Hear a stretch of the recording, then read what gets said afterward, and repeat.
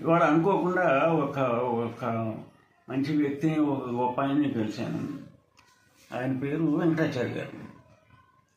ఆయన ఎందుకు గొప్ప ఆయన, ఒక మంచి ఆయన అయ్యాడు అంటే, ఆయన ఎప్పుడూ కలవలేదు, కానీ ఇవాళ మొట్టమొదటిసారి కలిసినా కూడా ఆయన ప్రఖ్యాతి ఒక సంస్థ ద్వారా నాకు తెలిసింది గత 5-10 ఏళ్ళుగా. అది తెలుగు బుక్ ఆఫ్ రికార్డ్స్.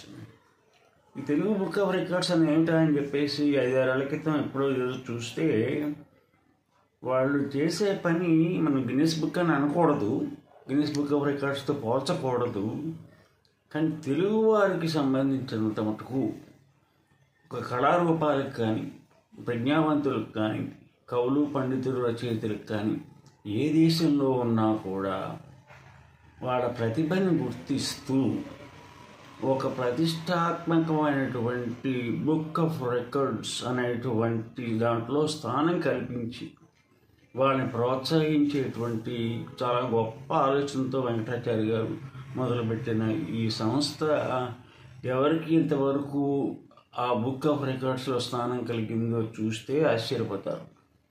ఎందుకంటే వాళ్ళందరూ కూడా అత్యున్నత స్థాయి వ్యక్తులు, అసాధారణమైన వ్యక్తులే, కానీ సాధారణమైన వ్యక్తుల్లా కనపడిన అసాధారణమైన ప్రజ్ఞావంతులు.